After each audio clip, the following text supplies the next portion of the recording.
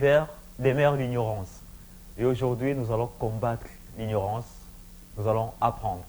Bonjour et bienvenue à tous dans votre magazine à l'école du savoir, toujours avec le prof Wilson. Aujourd'hui, nous allons continuer avec notre série des équations et on va aborder sur les inéquations du premier degré à une inconnue. Nous serons dans l'ensemble R pour la précision. Nous aurons juste 3 points. On va définir c'est quoi une inéquation. Il y aura des exemples et après on va résoudre ces exemples pour vous expliquer comment est-ce qu'on résout les inéquations. Et à la fin, comme d'habitude, nous allons donner une question que vous allez travailler chez vous à la maison. Bloc-notes, stylo, soyez prêts, on décolle. Les inéquations, c'est quoi? Définition, on commence.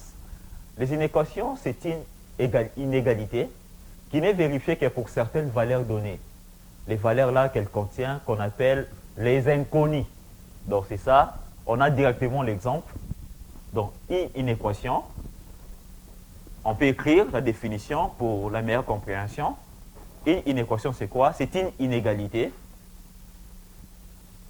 C'est une inégalité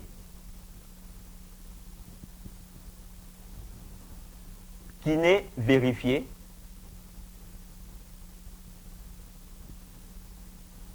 que pour certaines valeurs données.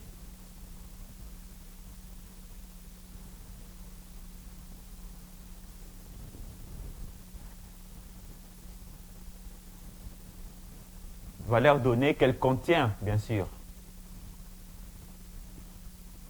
Ces valeurs-là, on les appelle les inconnues. Donc nous avons directement des exemples au tableau. Les premiers exemples, nous avons 3x moins 4 supérieur à 7x plus 8. Remarquez dans les équations, il y avait les signes d'égalité, mais dans les inéquations, nous avons les signes d'inégalité. Il y a soit supérieur, inférieur, supérieur à, inférieur à. Si vous remarquez, c'est là, donc il s'agit des inéquations. Donc c'est une inégalité qui n'est vérifiée que pour certaines valeurs données qu'elle contient. Ces valeurs-là qui sont en lettres. Donc, on appelle les inconnues. Donc, résoudre une inéquation, c'est trouver l'ensemble de ces solutions. Donc, les lettres-là, quand on trouve ces valeurs, les valeurs de ces lettres-là, c'est ça la solution ou l'ensemble des solutions de cette inéquation. Donc, c'est ça la définition, retenez. Elle est très simple. Donc, c'est une inégalité, une inéquation, qui n'est vérifiée que pour certaines valeurs données qu'elle contient, ces valeurs-là qu'on appelle les inconnues. Nous passerons directement à la résolution de nos deux exemples. Le point D. Résolution de nos deux exemples. Résolution. On commence par les premiers exemples. Notre inéquation, elle est là. 3x moins 4 supérieur à 7x plus 8. Suivez-moi très attentivement, c'est très simple à comprendre. C'est une inéquation du premier degré à une inconnue. Pour résoudre, on fait comment? Nous avons ça ici. C'est les premiers membres. Là-bas, deuxième membre. Donc, pratiquement la même méthode qu'on résout les équations du premier degré. Les termes en x, ou les variables, vont passer ici, à gauche, et les termes indépendants passeront à droite. Et quand un terme change de membre, il change également des signes. C'est un principe à ne pas oublier. Nous avons 3x. Ici, il y avait 7x. Ça passe là-bas. Ça devient moins 7x. Parce que les signes ici devant 7, c'est les signes positifs. Donc 3x moins 7x supérieur. Ici, c'était resté 8. 8. 4 moins 4. Il y a les signes moins ici. Ça part là-bas. Ça devient plus 4. 8 plus 4. 7x moins 3x moins 7x, ça donne moins 4x. 3x moins 7x, c'est moins 4x. Supérieur, 8 plus 4, ça fait 12. Donc, x moins x supérieur à, on trouve la valeur, on cherche à trouver la valeur de x, moins x. 4, ça part là-bas, ça devient 12 sur 4. Moins x supérieur, 12 divisé par 4 est égal à 3. Moins x supérieur à 3. Remarquez, on ne peut pas laisser notre x affecté d'un signe négatif. On va multiplier les deux membres par moins 1. Et retenez aussi la règle ou le principe. Lorsqu'on multiplie ou on divise les deux membres d'une équation par un nombre négatif, le sens de l'inéquation change. Donc, en multipliant par moins 1, moins x multiplié par moins 1, ça sera égal à x. Le sens de l'inéquation va changer. Ça sera plus supérieur à 3. Ça deviendra inférieur à moins 3. Parce que moins 3 multiplié par moins 1 est égal à moins 3. Donc, notre ensemble des solutions, ça sera x appartient à l'ensemble R, parce que nous sommes dans l'ensemble R, tel que x est inférieur à moins 3. C'est ça notre ensemble des solutions. Donc, je recommence. On a notre inéquation qui est là. 3x moins 4 supérieur à 7x plus 8. Les termes en x vont passer à gauche et les termes indépendants à droite. Ça, c'est l'explication très claire, très simple. 3x moins 7x et moins 4x supérieur à 12. Moins x supérieur à 12 sur 4. Moins x ici est affecté d'un signe négatif. On multiplie les membres par moins 1. X, le sens de l'inéquation change, inférieur à moins 3. Donc c'est ça l'ensemble des solutions. On peut également tracer la ligne ou la courbe. On va tracer la courbe ici pour cet exemple. Ici on a moins 1. Nous sommes dans l'ensemble R, bien sûr.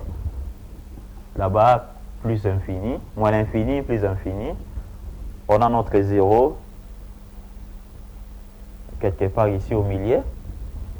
La solution trouvée, c'est moins 3. Donc, on peut avoir moins 3 quelque part ici. Ok. Remarquez, x est inférieur à moins 3. Donc, où sera la solution? On va barrer ici. On prend les marqueurs rouges. On va barrer.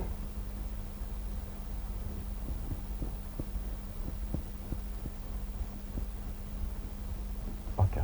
Donc, l'ensemble des solutions, c'est de moins l'infini jusqu'à moins 3. C'est ça la résolution de notre premier exemple. On passe maintenant à notre second exemple pour plus de compréhension. Exemple 2.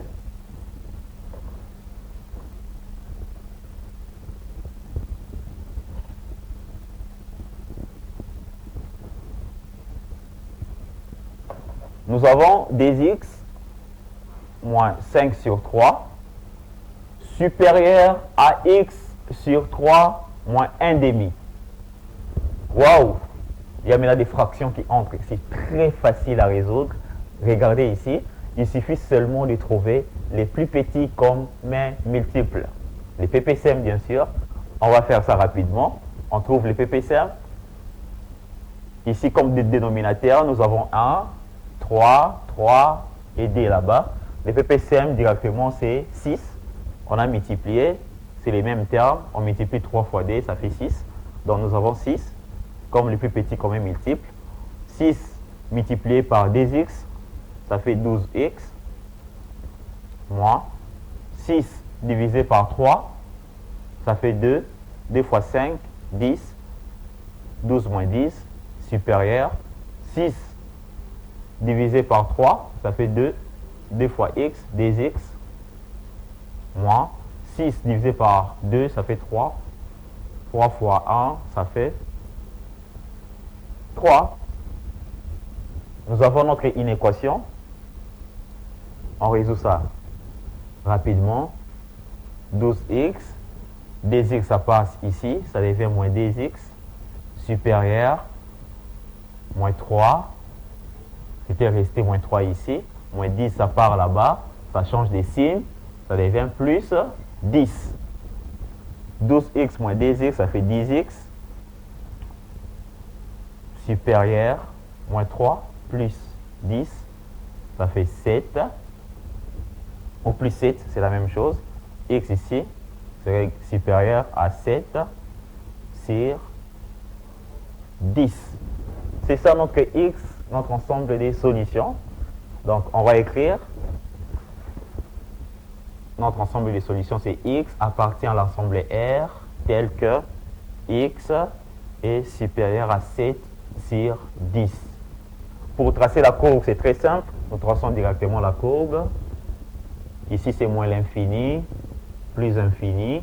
On a notre 0 quelque part là-bas. La solution, c'est 7 sur 10. Je peux noter ça ici.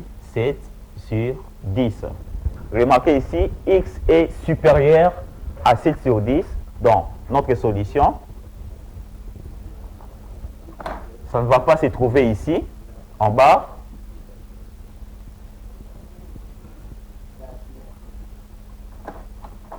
La solution, c'est ici, de 7 sur 10 jusqu'à plus infini. Donc, retenez, c'est très simple. Pour résoudre une équation, on procède pratiquement de la même façon que pour résoudre une équation du premier degré.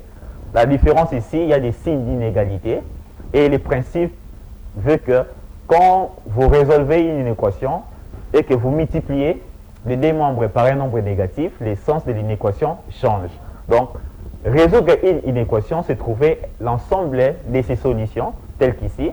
Et x appartient à l'ensemble R, tel que x est supérieur à 7 sur 10. Donc, c'est l'ensemble des solutions-là, supérieur à 7 sur 10, qui est la réponse à notre inéquation. Donc, c'est ça la leçon du jour. On a parlé des inéquations. On a défini c'est quoi une inéquation. L'inéquation, c'est une inégalité qui n'est vérifiée que pour certaines valeurs dites inconnues. Les valeurs là qu'on cherche, qu'on trouve, c'est ça ce qu'on appelle une équation. À part cela, nous avons donné des exemples que nous avons résolus à vous montrer toute la procédure.